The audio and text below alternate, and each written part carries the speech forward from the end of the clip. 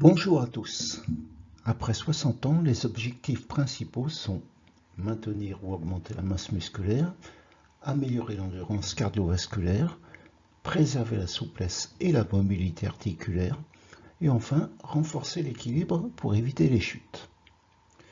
Quelles vont être les stratégies clés pour ça? L'entraînement en résistance musculaire, en effectuant des exercices de musculation avec des charges légères à modérées, mais avec une intensité progressive, 2-3 fois par semaine. Concentrez-vous sur des exercices polyarticulaires comme les squats, les pompes ou les tractions adaptées. L'entraînement cardiovasculaire, variez les intensités avec des séances de type cardio classique, endurance fondamentale et des entraînements fractionnés adaptés, comme le H2IT. Par exemple, alternez 30 secondes d'effort intense avec 1 à 2 minutes de récupération. Et ainsi de suite. Récupération active, c'est-à-dire à petite vitesse ou à petite intensité. Souplesse et mobilité. Intégrez des exercices d'étirement dynamique ou pratiques, comme le yoga et le pilates, pour améliorer la mobilité. En ce qui concerne la récupération, priorisez la récupération avec un sommeil de qualité, les massages, si possible, et une alimentation bien adaptée. Le métabolisme anaérobie lactique, c'est-à-dire l'utilisation de glucose sans oxygène qui génère de l'acide lactique, et le métabolisme aérobie glucidique, c'est-à-dire utilisation du glucose en présence d'oxygène, sont deux filières énergétiques complémentaires.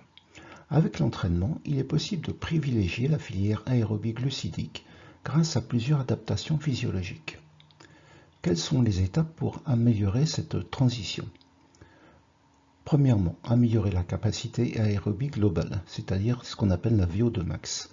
Augmentez votre capacité à consommer et utiliser l'oxygène avec des séquences d'endurance fondamentale.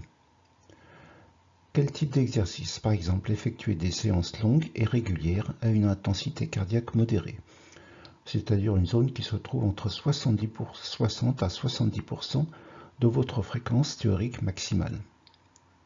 Ensuite, augmenter l'efficacité du système mitochondrial.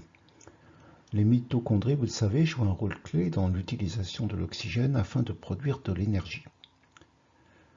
Quel type d'exercice? Intégrer des séances à intensité modérée haute, 75 à 85% de la fréquence théorique maximale, pour stimuler la biogénèse mitochondriale. Renforcez également la tolérance au lactate, c'est-à-dire l'acide lactique. Améliorez votre capacité à utiliser l'acide lactique comme une source d'énergie. Par exemple, entraînez-vous dans la zone anaérobie lactique, c'est-à-dire 85 à 90% de la fréquence maximale théorique, pendant des périodes courtes, 30 à 60 secondes, suivies de récupération active. Par exemple, 8 répétitions de 40 secondes à une intensité élevée, avec 2 minutes de récupération. Ensuite, augmentez l'utilisation des glucides en milieu aérobie. Enchaînez des séances de cardio à intensité variable, donc entraînement fractionné, pour stimuler la capacité musculaire à utiliser les glucides de manière aérobie. La filière lipidique, c'est-à-dire l'utilisation des graisses comme carburant, est dominante, mais elle est à faible intensité. Pour rester plus longtemps en filière aérobie glucidique et ou lactique, voici les points à considérer. Stratégie d'entraînement. Augmenter la tolérance à l'effort intensif.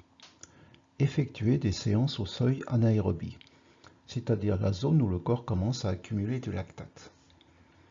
Par exemple, courez ou pédalez à une intensité où vous pouvez maintenir un effort soutenu pendant 20-30 minutes, légèrement inconfortable. Il faut que ça soit un petit peu douloureux, mais pas trop quand même. Entraînement au seuil. Ce type d'entraînement aide à repousser le moment où le corps bascule en filière lipidique.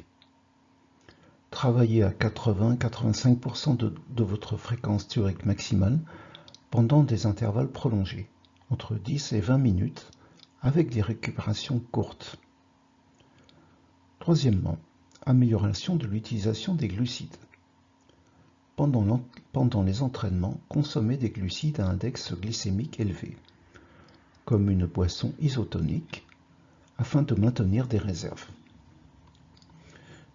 suffisantes. Le fractionné long, alternez entre 4-5 minutes d'effort intense, c'est-à-dire à 85-90% de la fréquence théorique maximum, et 2-3 minutes de récupération. Comment booster votre métabolisme avec l'alimentation? Avant l'effort, consommez un repas riche en glucides complexes 3-4 heures avant l'exercice pour maximiser les réserves de glycogène. Pendant l'effort, si l'exercice dure plus d'1 heure, ingérez des glucides rapidement assimilables, comme des gels énergétiques ou des boissons sportives. Après l'effort, réapprovisionnez les réserves en glucides immédiatement après l'entraînement, idéalement dans les 30 premières minutes.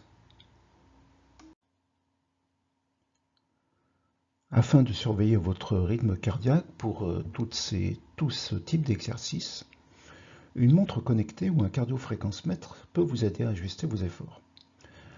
Voici maintenant en résumé les actions clés. Premièrement, entraînez-vous régulièrement avec des séances variées, endurance fondamentale, seuil et fractionné. Deuxièmement, travaillez à intensité modérée à haute pour développer votre capacité à utiliser les glucides comme énergie. Troisièmement, adoptez une nutrition adaptée avant, pendant et après l'effort afin de maintenir vos réserves énergétiques. Favorisez la récupération et un bon sommeil, quatrièmement, pour éviter les blessures et permettre les adaptations physiologiques. En combinant ces approches, vous maximiserez vos capacités physiques et sportives après 60 ans. Et vous maintiendrez ainsi efficacement les filières énergétiques pour des performances optimales. Vous améliorerez votre qualité de vie, de santé, et vous parviendrez ainsi à améliorer également votre longévité. Merci de m'avoir écouté et je vous dis à très bientôt.